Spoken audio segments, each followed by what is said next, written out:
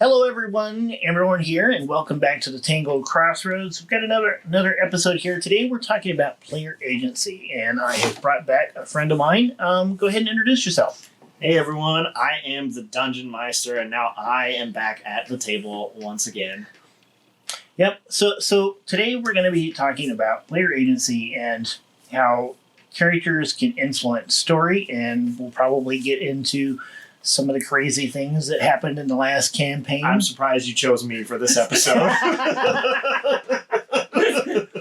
Well, as a fellow DM, it just seemed appropriate, especially since I broke your campaign a number of times. You have to know that you're going to be the target of fire here. For those of you who have maybe watched some of the Land of Soren videos, in the later parts of that campaign, Theo gets up to some pretty crazy shit. So, like, a long-distance phone call and blowing up a wizard tower.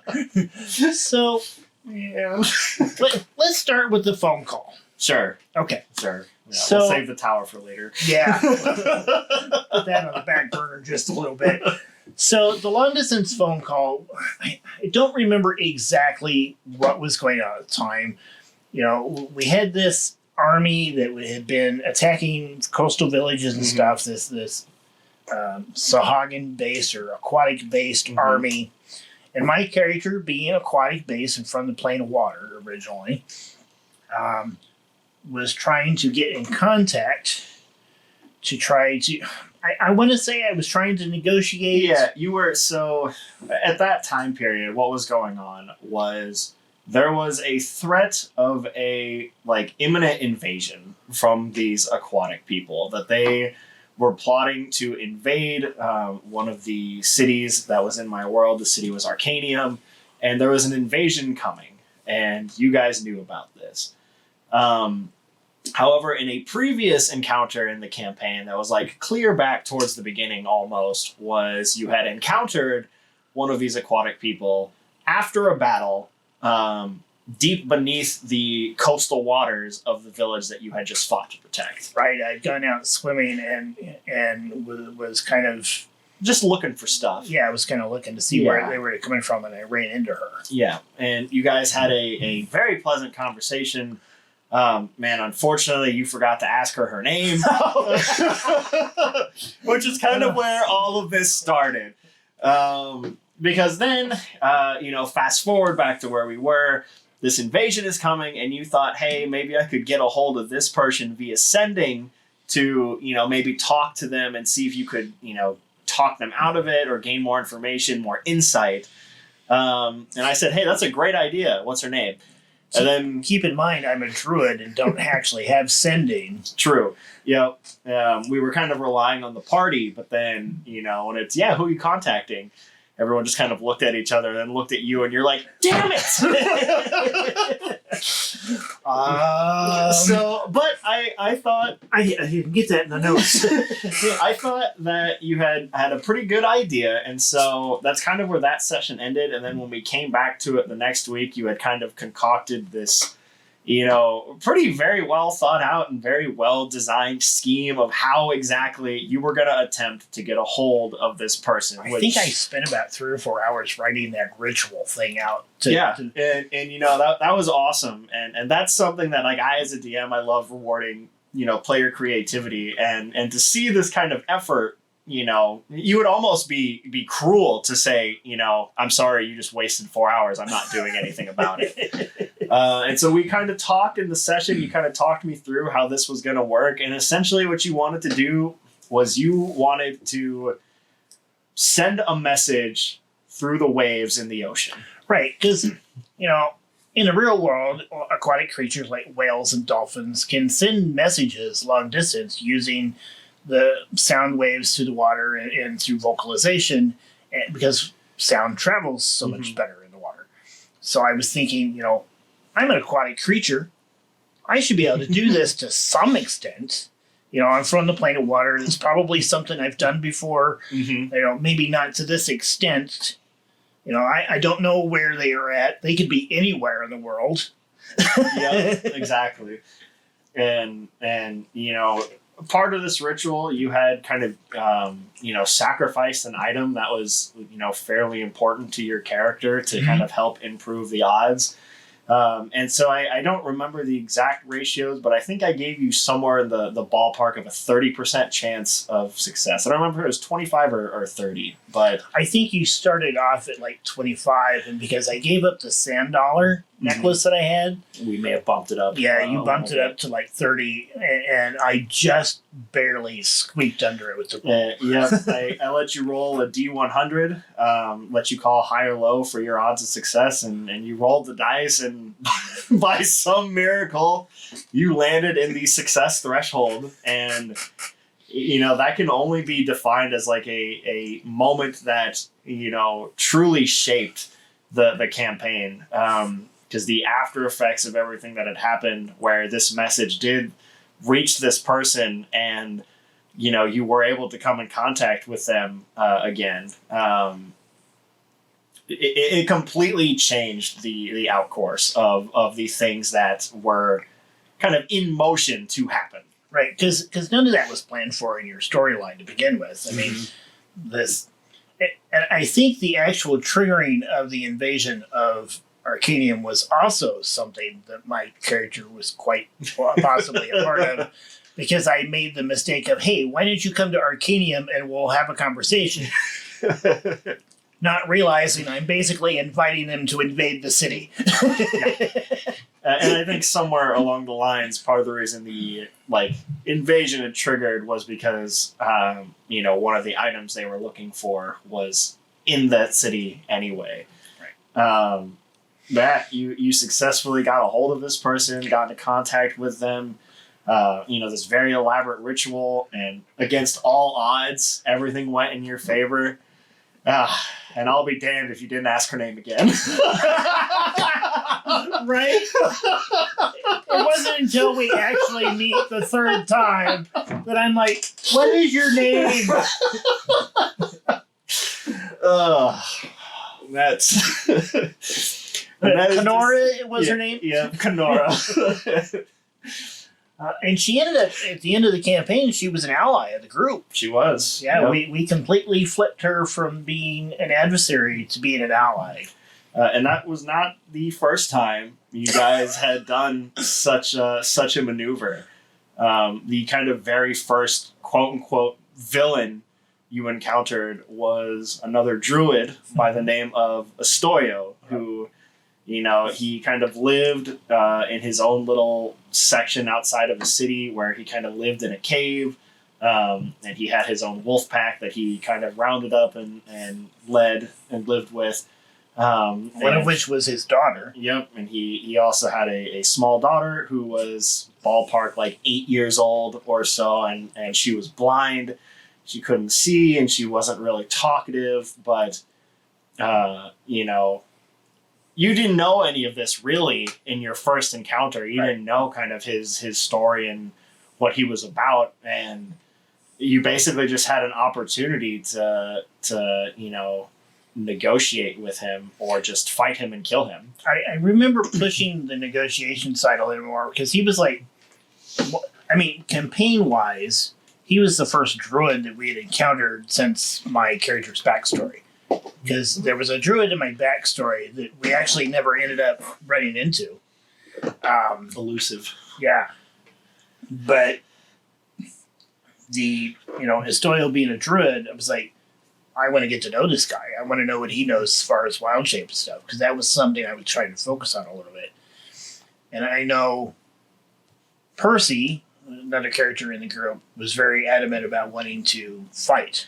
Well, and, it's hard to say that he was in the wrong, too, because, your first encounter with Astoyo was on the side of a road where there was clearly, something bad had happened. There were, civilian corpses and a broken down cart and kind of blood all over the place. And, Astoyo was the only one there to, kind of... seemed to be the person who had done it. Reap the benefits, and almost kind of alluded to the fact that he had done it and what were you going to do about it. Right. And so, Percy was, kind of adamant about wanting to fight him because, he had just potentially murdered all of these people.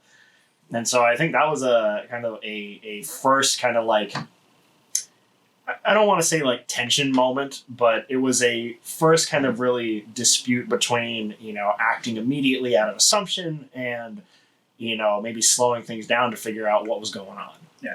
Keep in mind, our characters at that point had really just met each other. Mm-hmm. We weren't like, even. yeah.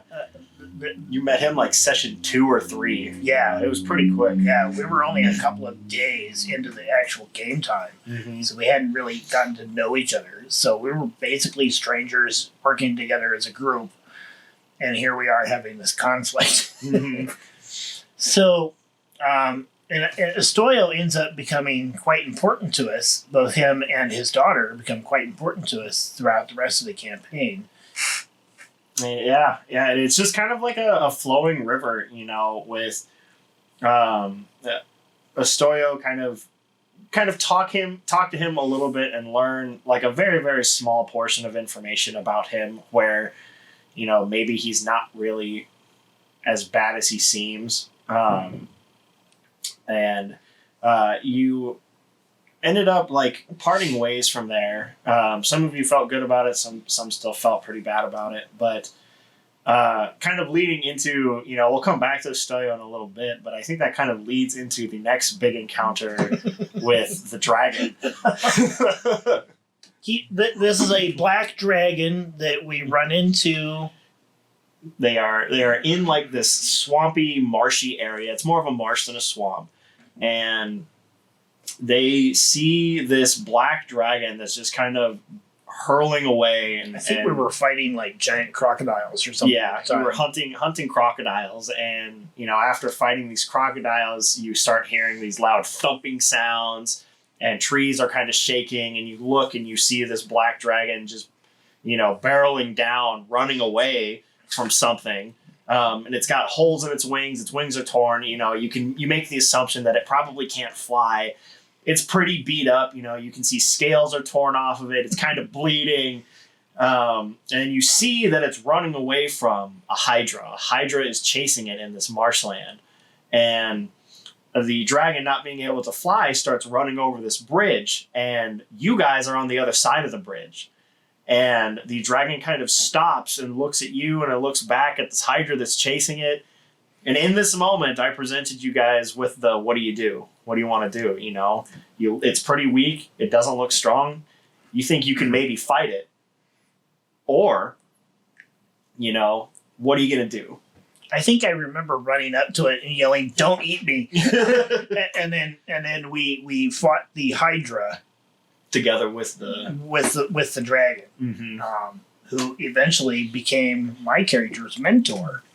Yeah, it was kind of just a crazy turn of events where they fought with this dragon against the Hydra, and you guys weren't very high level at the time. I think you were level maybe 4, 5. And if the dragon had been at full power, we would have been toast. You guys would have run probably. Yeah. But it was that kind of temptation of like, it's it's low HP. It can't fly. Think of the rewards for killing this. Right. What are you going to do? And you guys decided to kind of align yourselves with it, not knowing. I think somebody had made some checks and it was like black dragons are like, of all the dragons, like black dragons are evil. They are one of the most cruel. And I think that was Percy and I think it was Percy that made Percy and Knox had made those. I think rolls, so. I think. And so against the odds, once again, decide to team up with this thing. You fight the dragon or fight the Hydra, and a few sessions later, after kind of learning more information, this dragon basically tells you that it's not a black dragon. It's in fact a gold dragon that has been cursed to kind of revert to this black dragon's body, and it enlists you guys for help. Fighting, wanting to break its curse. And in doing so, a course of the campaign goes by where you do decide to help it and free it. Once it reverts to its true form, Thelzar was the dragon's name. Thelzar became a, almost vital NPC to the campaign, from that point forward. Well, I think Theo saw him as another father figure, since he had been somewhat estranged from his own parents due to his backstory. His parent. It wasn't that there was some sort of animosity between Theo and his parents, but the village that he had lived in had basically cast him out. They tried to sacrifice him, actually, and they thought he was dead. So Theo had been away from his parents for like 3 years and saw Thelzar as a father figure and ended up getting taught a new druid circle that you created. Yep, there's a Circle of the Dragon, which basically took a lot of inspiration from not like Circle of the Moon in terms of like being able to shapeshift into something that's kind of outside the realms of what a druid can normally turn into. And I kind of loosely based it on like being able to turn into an elemental and what that does for like wild shape economy and stuff like that. But it essentially, in a nutshell, allowed the user to, turn shapeshift into a dragon. At early levels, it was a wormling, but then as you grew higher, eventually the wormling turned into a young dragon. And although it never got any bigger than a young dragon at even higher levels, you kind of untapped its, full breath weapon potential. Because early on, you only rolled half your damage, but then eventually you got all of it. And I was using the stats of a white dragon for that form, but we had themed it so that it was essentially a dragon made out of water. Which was really kind of cool. Yeah. But then, after all this with Thelzar, Thelzar ends up helping you kind of advancing your quest, which against the matron, which the matron was the one who you had learned that was responsible for those marks on your hand. Right. And so eliminating the matron was kind of your ticket to freedom because these marks were slowly killing your characters. And it was a very big deal for your character. Yeah, because my character, being a shifter, had a short lifespan compared to everybody else. And so, as a character with a shorter lifespan, the mark was accelerating. Was accelerating through me more. I think I had started to turn at certain points. I remember blood becoming something that... The matron was a vampire, and this mark was essentially a vampire marking that was allowing her to turn people into vampires without having to bite them. The process was just much slower than like what a bite would do, but it could essentially be done without the vampires ever having to do anything. It would just slowly spread. And so this vampiric corruption was starting to change you. Right. So with that said, you were kind of in a rush to figure out what was going on, which led you to one of her lieutenants. And this lieutenant had their home in the mountain, which was the next infamous course of action. It was also the very first time we blew something up, I think. So for what we've gone through so far, how much of that was planned and how much of it was you having to... I know there's this big argument between kind of, what some people call railroading through a campaign, where you kind of, if you're running a published book, you're kind of stuck in this kind of funnel. You're using what is presented in the book, and your characters don't have as much freedom to kind of drift away from that. Obviously, we drifted quite a bit in your campaign. So, explain how you had to cope with that. Well, that's kind of like the beauty of, like, in my opinion, when you put in the effort and the work to design your own homebrew creation, your own homebrewed world, is you truly get to go fully sandbox with it, where, as the creator of the world, you should know everything there is to know about it. At any point, the players could go to any location and you would be able to tell them what's there. So a lot of the things you guys did, as far as like places you went and stuff, I just had the information for and could provide it with you. But then the actions you took in those places were very reactive from me.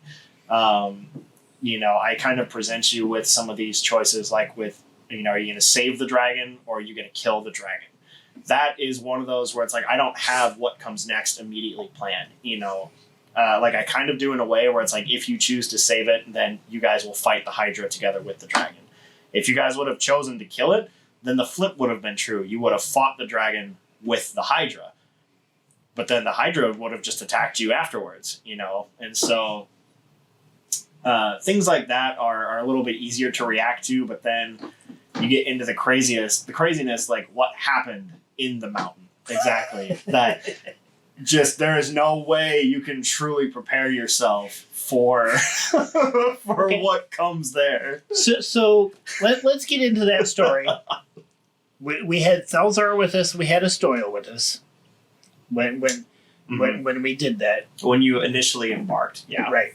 There was still some trepidation from some of the characters in the group about Thalzar at that point, but I think Astoyo had kind of become established with the group to some extent, and so we were going into this mountain lair of where one of the matron's lieutenants was. Mm-hmm. And it kind of all started with, Thalzar reverting to his dragon form, and he was able to fly you guys up to the mountain. But then during, mid-flight during your patrol, this was after he had kind of dropped you guys off. He was just kind of flying around, looking for other entrances and things. And he just fell out of the sky. And so he was you weren't really sure what happened to him, but, his body falling kind of set forth the events, like you had to go into this only entrance that you had without really knowing. I think he caused an avalanche when he landed. And the avalanche kind of was the thing that pushed you into this cave, because it's like, well, we're not going to stay out here. Right. So you guys went into the cavern and explored it. And after exploring in a combat or two, you found this large chunk of crystal that you guys really didn't know anything about at the time. And this crystal was just like a big chunk, and there were like veins of it that ran through the cavern itself that just kind of lit the way for you. It was hooked up to some machinery, if I remember right. It was. And not knowing, really anything about it, you just kind of assumed that this crystal was probably bad. Right, because the machinery that it had been hooked up to had been responsible for clones that had been created that we had fought earlier, and we were afraid that it would keep producing them, if I remember correctly. There were these vats. Mm-hmm. I remember those. I don't think they ever got fully formed. Mm-hmm. But I remember fighing something that looked like a couple of us. That happened when the clones joined you in the fight against the lieutenant. Okay. And then after that combat was over, was when you started kind of exploring the place, and the first place you just happened to go to was this room that had this big crystal in it. And now you had more of this place mapped out in your mind, and I did. And we there were more rooms that kind of had notes and like books and stuff that would kind of explain just a little bit of not only what was going on inside this cavern, but potentially what was going on with the matron herself.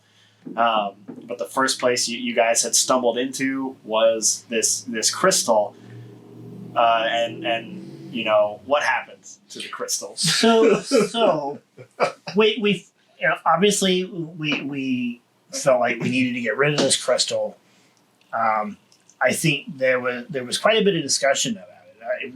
I want to say we spent nearly an hour trying to decide what we were going to do. It was a long time. Yeah.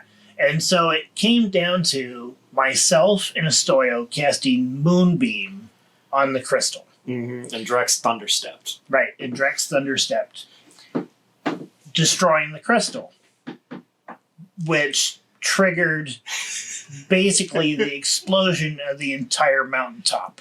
The crystal was a source of power that they hadn't really explored. And when they basically supercharged this crystal with all of this magic, it exploded. And, this explosion, like, you guys had an idea that it was going to explode, and so it didn't just kill all of you. But you kind of saw that it was going to explode, and you knew you had to leave. Right. Which, as it started kind of triggering different things happening, there were a few minor explosions through the mountains that kind of began this, almost chase scene, like dice roll scenario that affected everybody involved. Where everybody had to roll dice and use different skill checks to make their escape. And unfortunately, I was rolling for Astoyo, and I was rolling like garbage. And at one point, he had fallen into a ravine because he didn't make his skill checks. He had failed like 3 of them in a row, and he just fell into a ravine. And I know Knox and I kept trying to go back for him, but we couldn't get to him. You did go back for him because it eventually, you realized as a party that Astoyo wasn't with you anymore. And you went to go back for him, and you had pretty good indication that it was about to explode, but, you really didn't want to leave him there.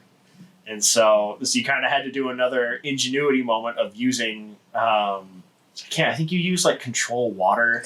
I used tidal wave. That was tidal wave, and I think Nox did something. And we essentially created a water barrier. So when the flame wave came at us, it still hurt us, but it was somewhat dissipated a little bit by this barrier of water that between us and it. Yeah, which probably saved the lives of both. Because the flame wave, did significantly less damage to you, but then there was the actual explosion part, that the force part of it, that wasn't the fire that hit you, that did a lot of damage, and I think it might have knocked you unconscious. I think it knocked us both unconscious. But through the end of it, you guys were able to get pulled out and survive. But unfortunately, it had seemed that Astoyo had perished during this. And, at this point, you now had to kind of explain this situation to his now, orphaned 8-year-old daughter, Anastasia. And I think that was kind of the turning point for a lot of characters, for even if they didn't really like Astoyo, felt responsible for this child. Well, and the fact that he had basically given his life to help us, to help us try to get rid of this mark and deal with the matron.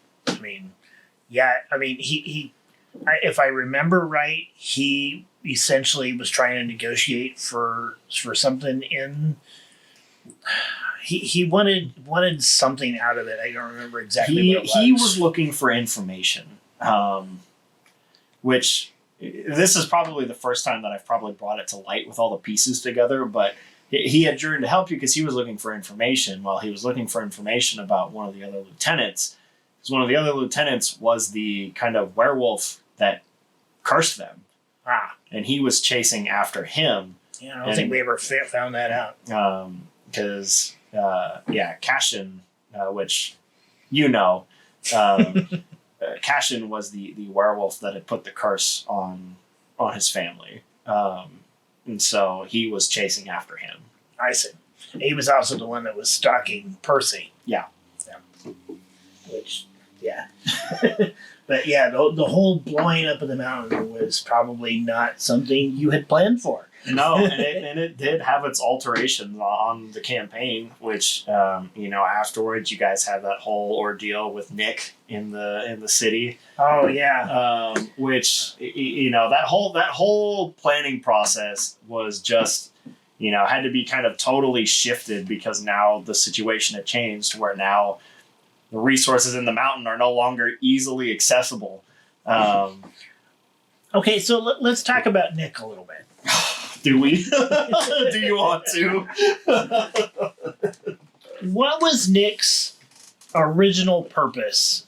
Because I know you had planned for him to be somebody that we encountered at some point in the campaign. So, what was he supposed to be? Nick Mateo was a governor in a city. He was one of three, and his role of the three governors was he was kind of the face.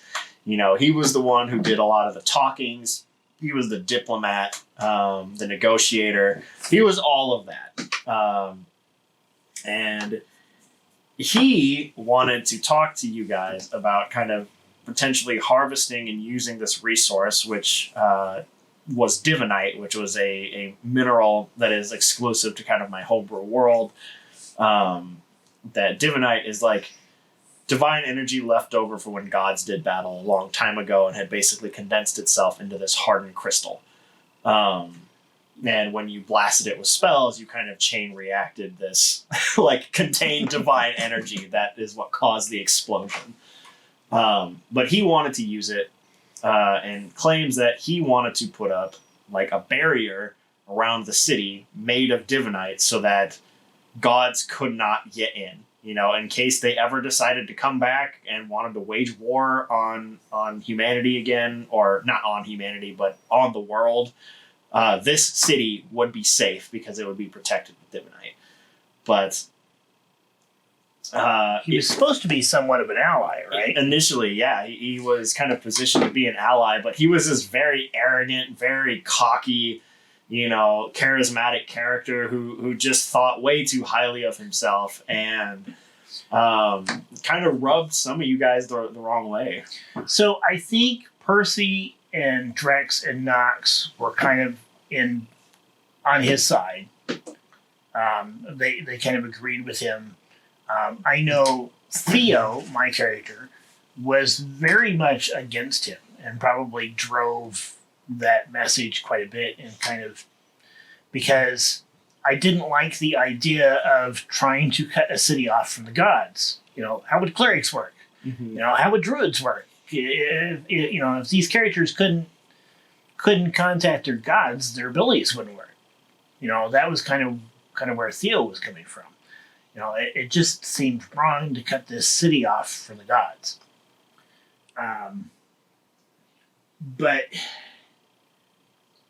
he really, you know, from Theo's perspective, he just didn't feel like a good person.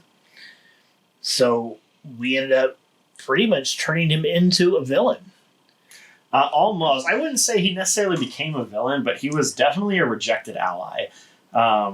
From, you know, just a morality and kind of like self-views kind of way where, you know, I wasn't necessarily, I was kind of taken by surprise because I didn't expect all of my enemies to be turned into allies, and the kind of first really big ally that I am offered get turned away and almost, like you said, into an enemy.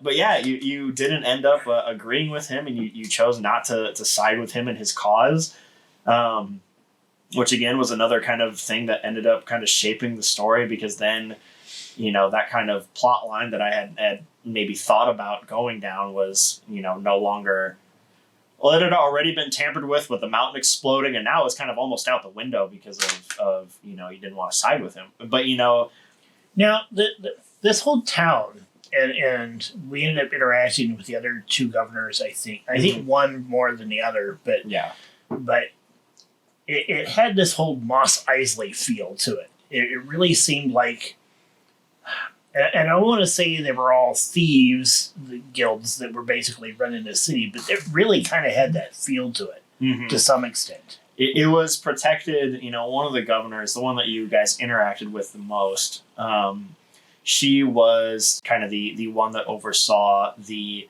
like militia part of it, the military side.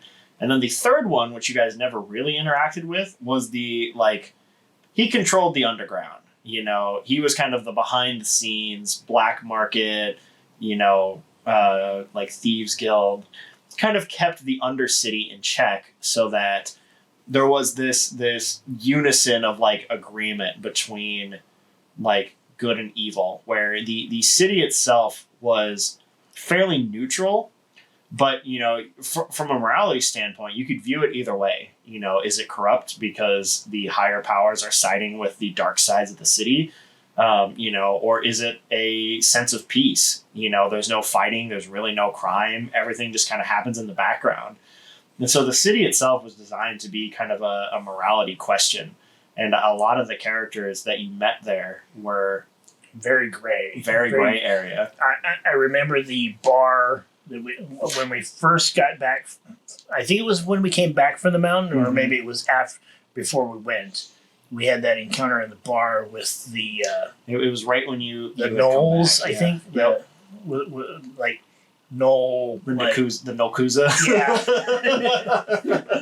I want to say hitmen, but they were basically thugs there to go after this guy who I think had a debt to them or something. Mm-hmm. And we kind of got in the way of that a little.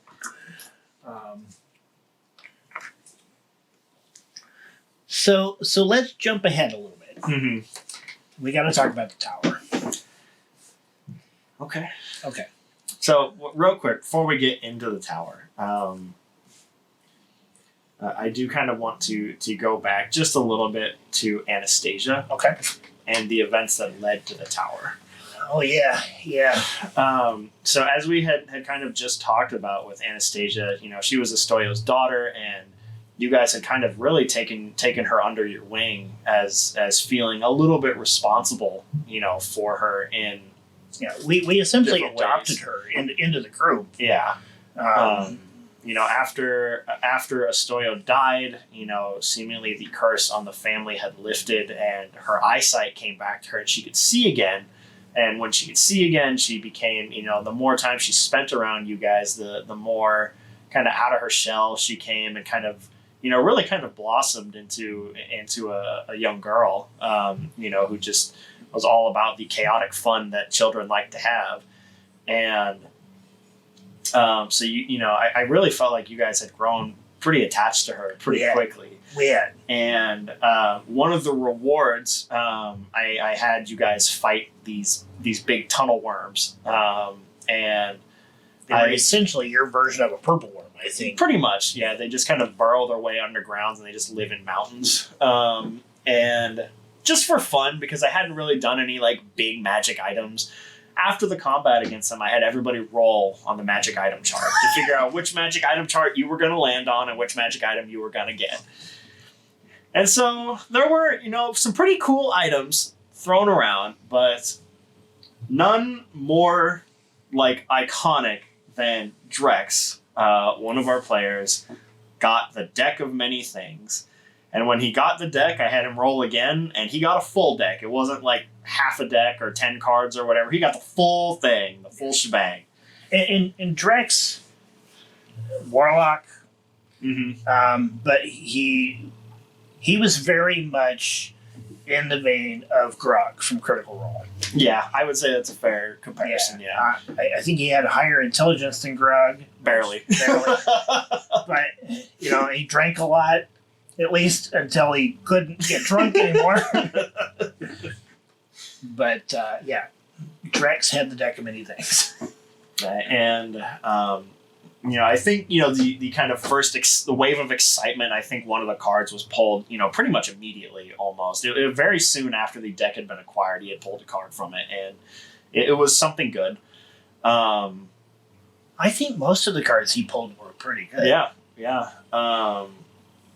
And, so you got the deck, and the deck had kind of become, just the way that Drex was as a character, kind of like Grog, it's kind of ironic because Grog got the deck too.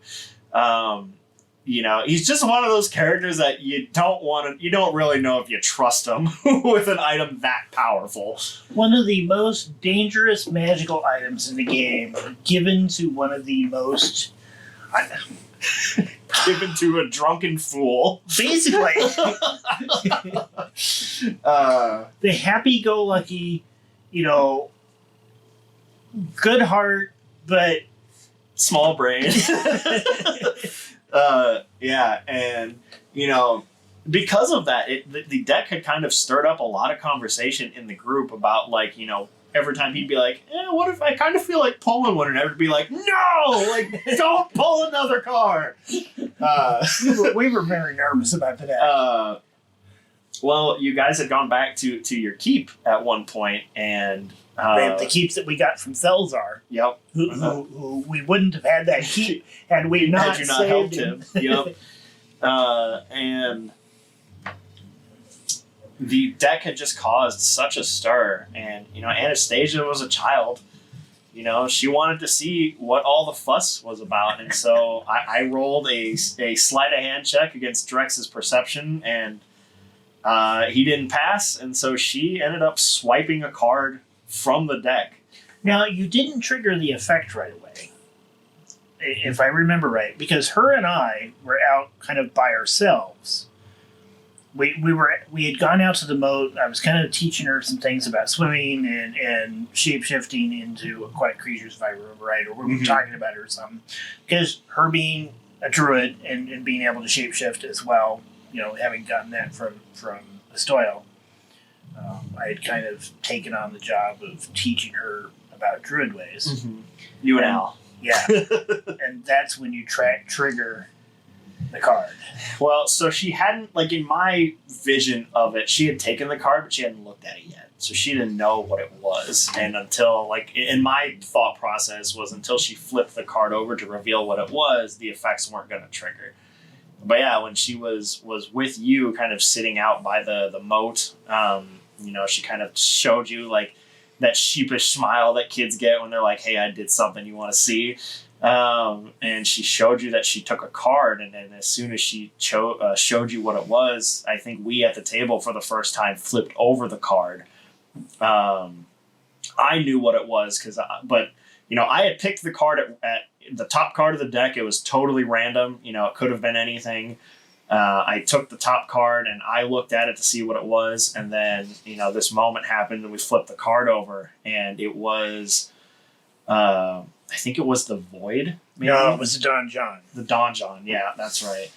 And so the Donjon card says that basically her soul is taken and is kept prisoner by a otherworldly being. And so it fit just too perfectly into the story that this otherworldly being that took her was the kind of end game villain that you guys were setting up to fight, a creature known as the Hound Hydra.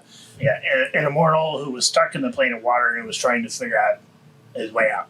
The Hound Hydra had essentially forced my people and everything out of the plane of water. Mm-hmm. If you guys are familiar with the game Mass Effect, a immortal is basically the same thing as like a Reaper, where it exists to purge all life.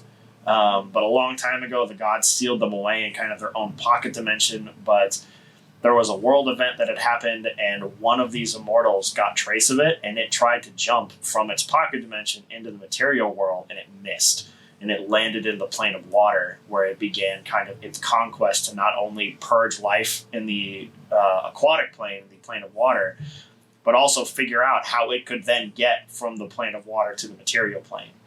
And now, when I wrote Theo's backstory and kind of mentioned the plane of water, I had no idea about the Hound Hydra or anything. I hadn't brought any of that up. Was that something you had created as an extension of my backstory?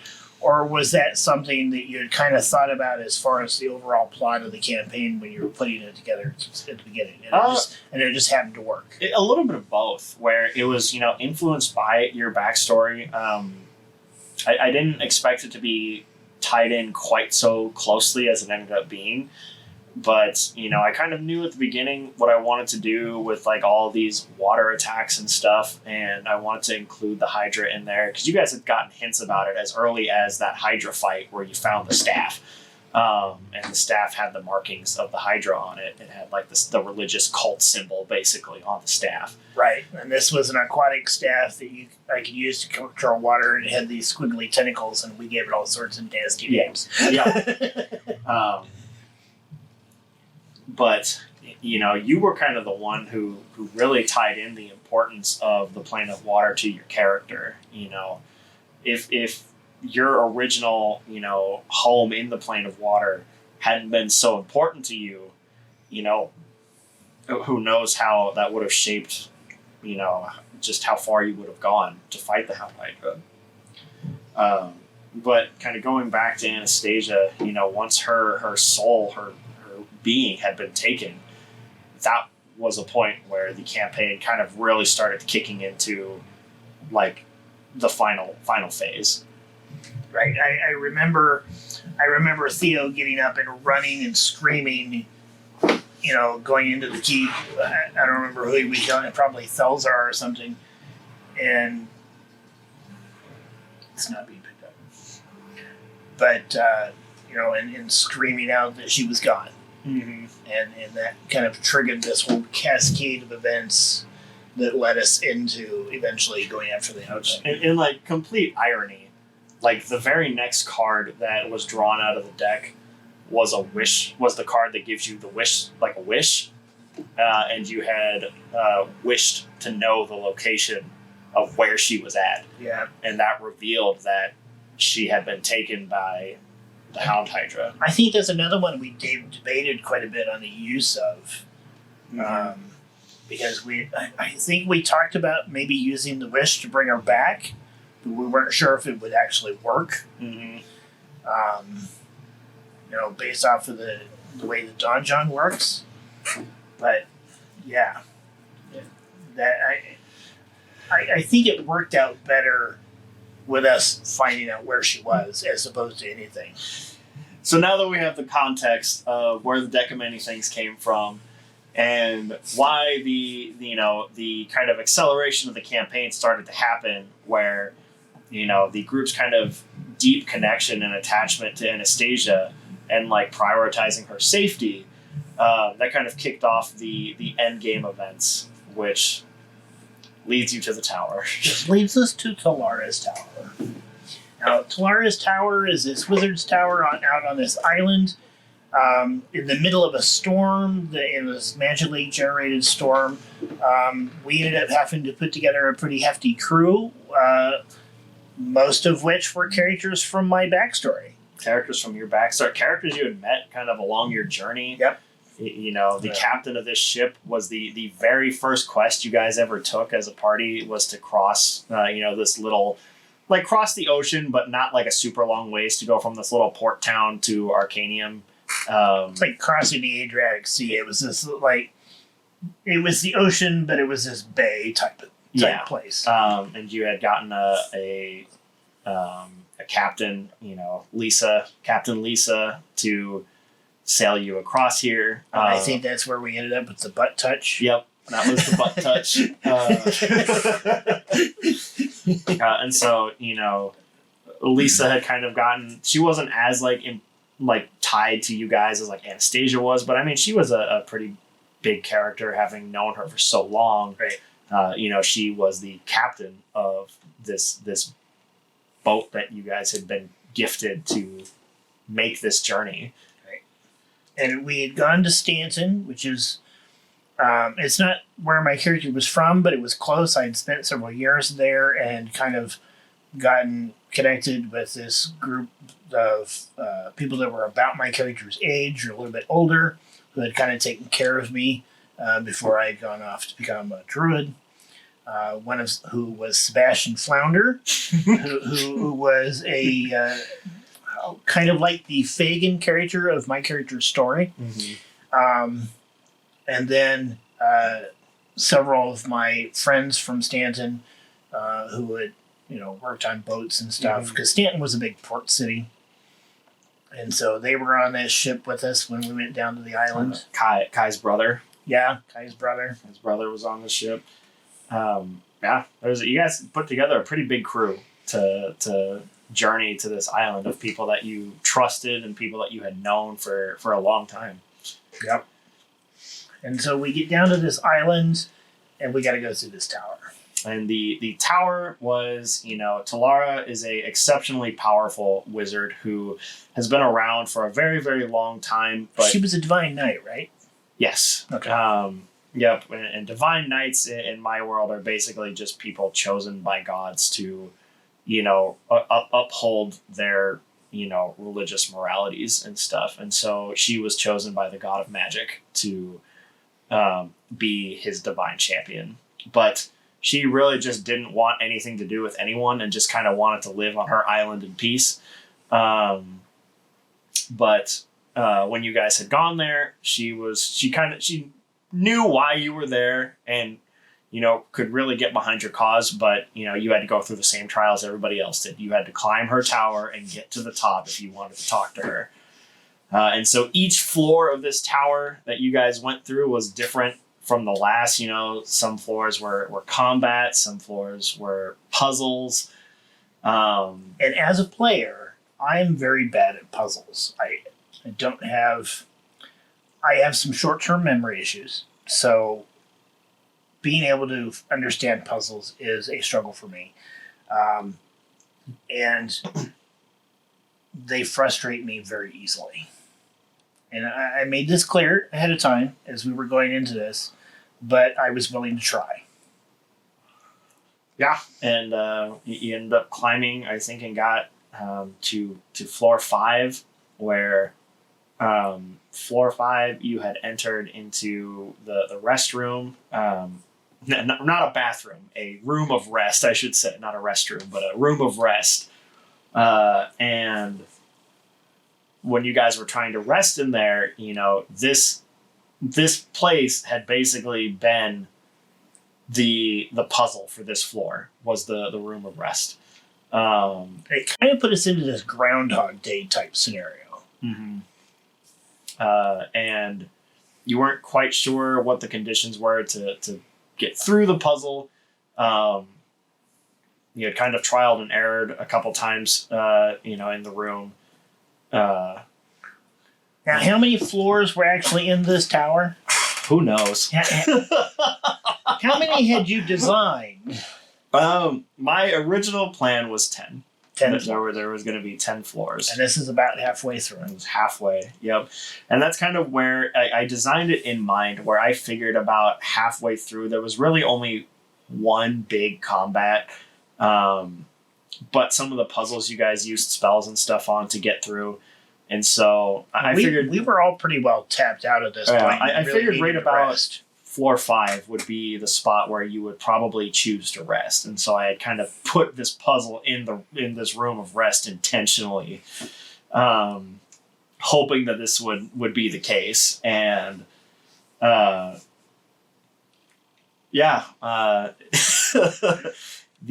puzzle basically happened when you guys attempted to long rest in this room.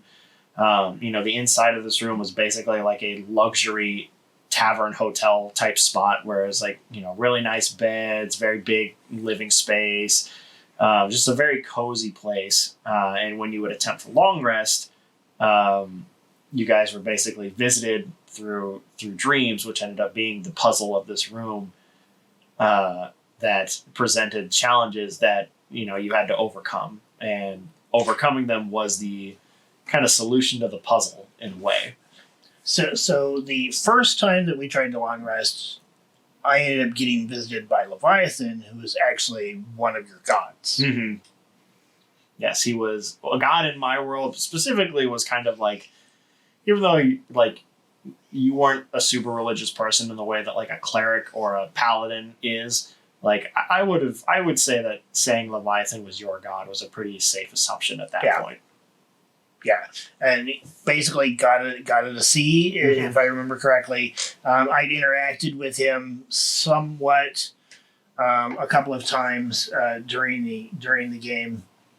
Not necessarily directly, but had kind of reached out to Leviathan and gotten some information. Mm-hmm.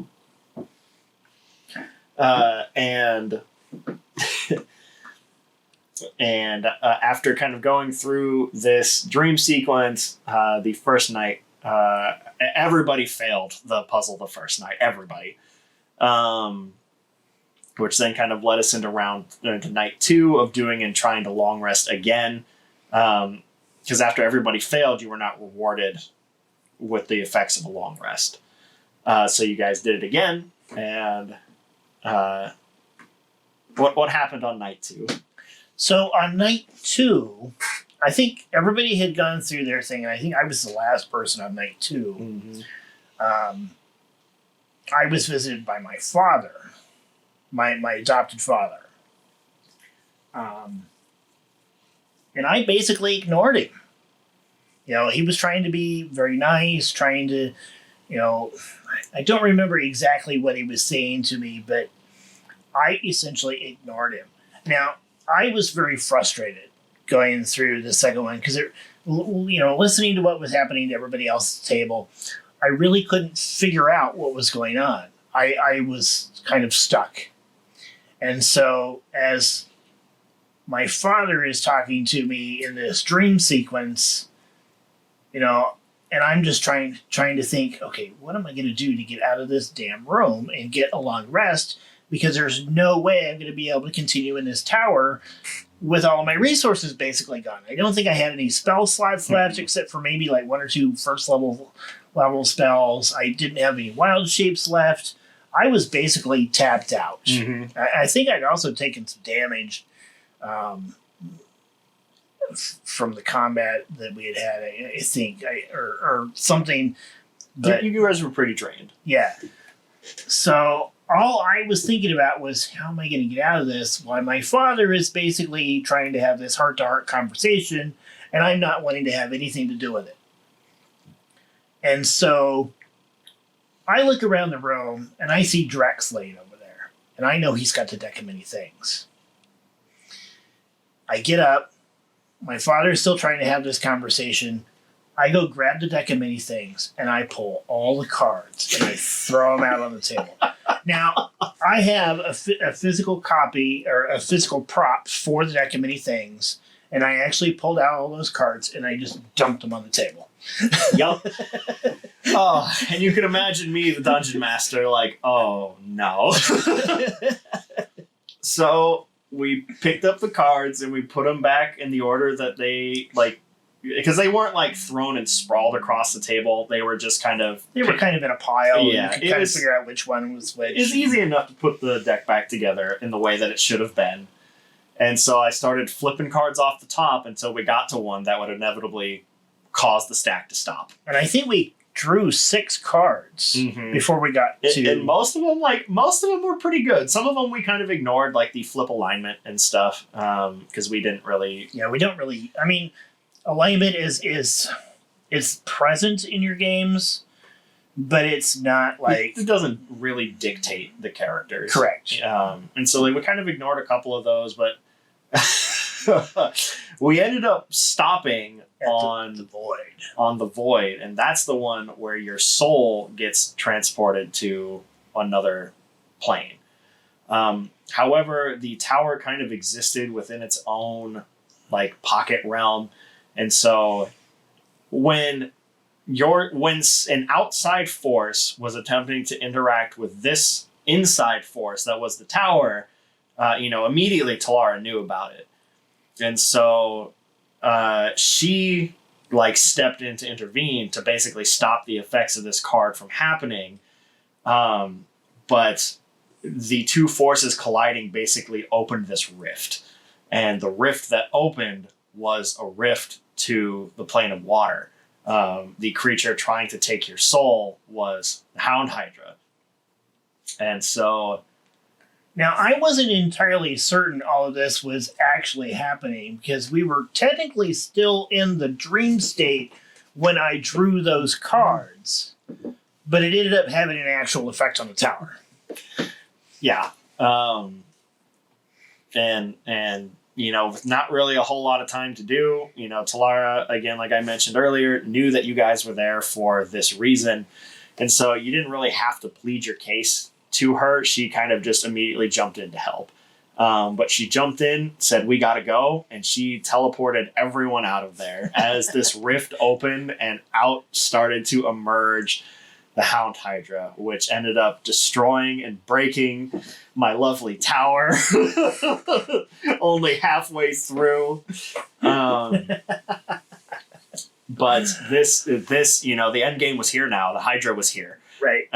which kind of immediately sent chain reacted the finale of the campaign. Yeah, I mean, we could have easily gone another month in the game had we not, had we finished the tower, we could have gone another month. But just because I let you keep your soul, I didn't let the card render your character, inoperable, but there were consequences for this action. Oh, were there consequences? And it wasn't just the tower falling. Everybody who was on that ship that took us down to the island died. All of my friends. Kai's brother, Kai being one of the other characters in our party. Lisa, everybody on that ship died. As Talara only teleported you guys out back to your keep. Everybody else who was there eventually succumbed to the combat. And became a victim of the Hound Hydra. And which later on, they then came back to life as undead sea creatures that were now dominated by the Hound Hydra. And during the final fight leading up to it, they were now enemies that you had to fight. Right.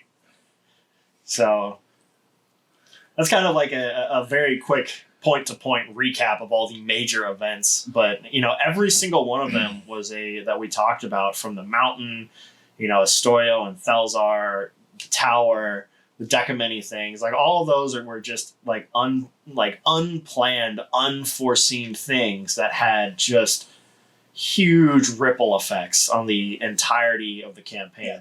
It was basically the players as their characters driving the story from one event to the next and having to deal with the repercussions, and not just a story that was kind of predetermined or predestined. Mm-hmm. I mean, you had an overall plot and an overall idea of what you wanted to have happen in the campaign, but because of our actions, you took and molded those to fit what we were doing. Mm-hmm. And so we kind of talked about in the last episode a little bit how the back half, kind of going from level 16 to 18 kind of happened so quickly. Well, here's kind of the context behind why that had happened so quickly. And that's just the way the story went. And I think kind of naturally flowing with, how the dice and how the events and character actions, even though it kind of rushed the ending a little bit, it felt natural. It felt like this is the result of the actions that you guys had taken. And we've kind of spent most of this talking about how the negative sides of the things you have done. But I mean, there were tons of positives, too. Well, not only that, but those are all events that we as a group remember, mm-hmm. and we still talk about. Even some of the like blowing up the mountain, that was early in the game. That was 3 years in. That was only a couple of months into the game. And we were talking about it 3 years later. Yeah. We're still talking about it today. Yeah. And these are things that these are memorable moments that we're probably going to always have fun with and cherish and have a laugh with. And, whenever we get together as people, we're going to talk about it. Because they're part of our shared story. And I'm looking forward. I hope we have the same moments, when we sit and play your next campaign. I hope you guys have the same moments in my next campaign. I do look forward to it. Now, we are getting close to running out of time. I do want to talk about one other event that I think kind of threw you off guard there at the very end. When we were essentially... We had defeated the Hound Hydra, mm-hmm. and we were visited. At the final where thing? Theo ended up making a decision. Mm-hmm. You want to talk about that a little bit? Why don't you talk about it? Well, I don't remember the name of the individual that was visiting us, but it was one of the gods, if I remember correct. It was actually. Wasn't it? Solterra and Ravian, which in my world, they're sisters of life and death. Solterra was kind of the sun goddess who, really cherished life and everything, kind of happy about it.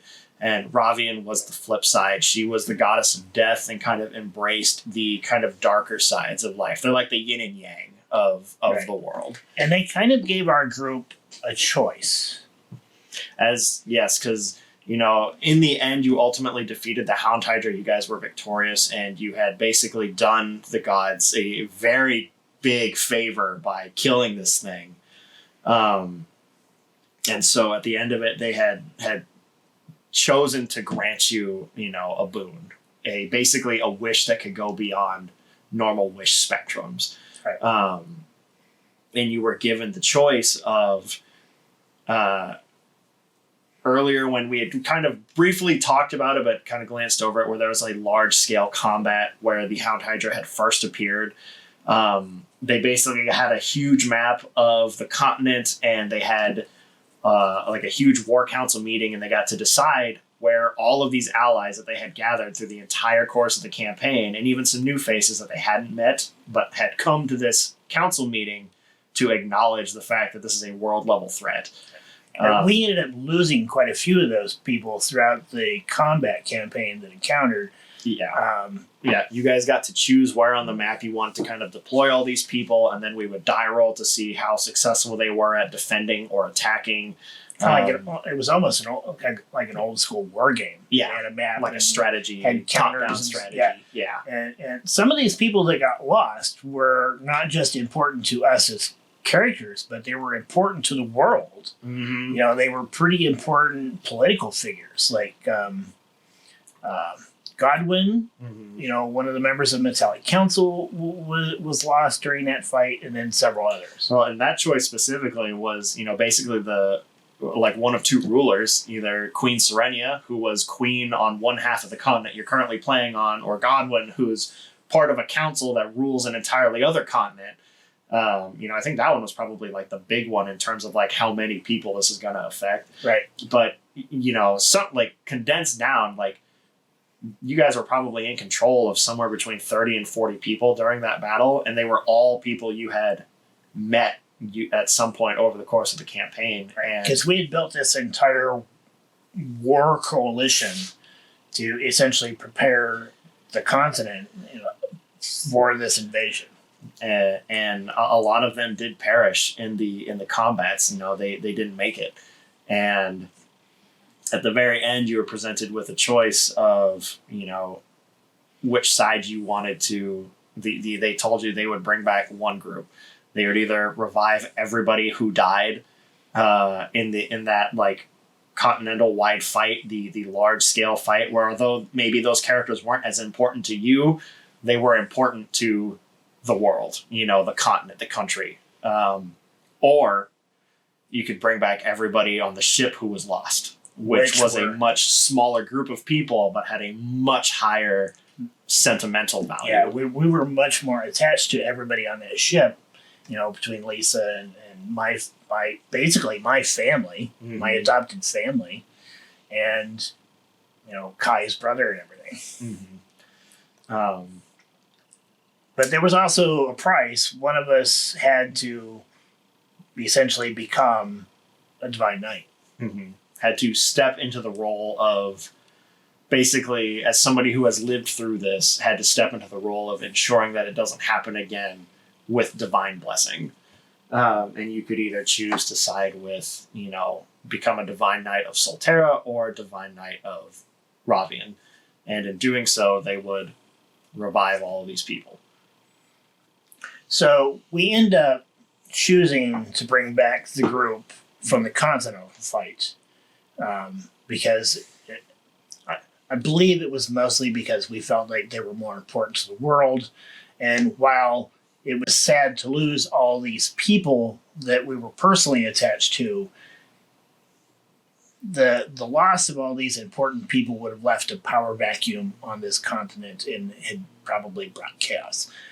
We don't know where that story would have gone. We were at the end of the campaign, but it would have left a significant problem for this continent. Yeah. Almost as bad as the invasion itself. And so even all the way through the finale, the final thing of the game was still, you guys were left with a decision to make that would ultimately, shape the course of the future. Although that was the end of the campaign and we didn't really explore into really how far that would go, it was still a pretty big decision that was the final one of the campaign. Right. And even though Leviathan was really kind of the god that Theo had followed throughout the entire campaign, I'm the one that Theo ended up being the one who stepped forward and chose to become a Divine Knight, and I ended up choosing Soltara. Mm-hmm. So Theo became a Divine Knight of Soltara, which was somewhat out of character for him. But it was like, it really kind of felt like for him the proper thing to do. And it kind of worked for him. Mm-hmm. I know that there had been kind of this push towards either Theo or Nox becoming a Divine Knight of Leviathan. Because we were both following Leviathan pretty close. Nox, Cleric, I think, right? Mm-hmm. If I remember right. Yep. And I had quite a bit of personal attachments to Leviathan, but I wanted all these people back. We needed all these people back. So, at the very least, after the fight and everything was over, you guys were reunited with Anastasia again. Mm-hmm. And kind of a long personal goal of the campaign, you guys did essentially, once you got high enough level, resurrected Astorio as well. Right. Yeah, we brought back Astorio. Only to, send him into battle again. right. And he nearly got lost again. He almost died again.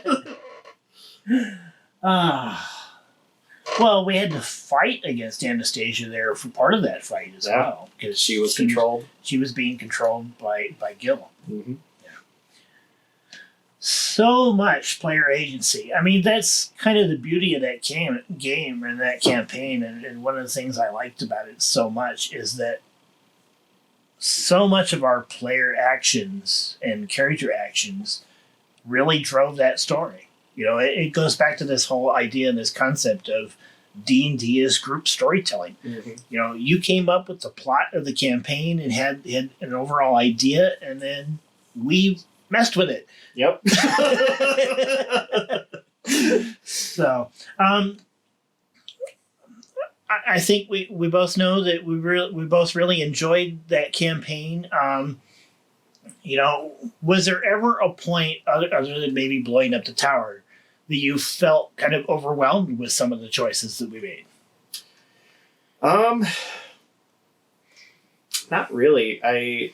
There were some sessions. I don't remember if it was the Anastasia session or if it was the tower session. I think it was the tower session that we ended up calling the session like an hour earlier than we usually do, because it was such a unexpected course of events that I was like, I need to figure out what happens next. Right. Yeah, I do remember ending that one early. Yeah, that one was early. But I think, just because from my perspective, from the dungeon master and the creator of this world that you were playing in, I felt exceedingly confident in everything about my world. That although you guys did off the wall scenarios, I felt like if I just sat down for a little bit and just thought about, what could come of this, there was never a point where I felt like overwhelmed.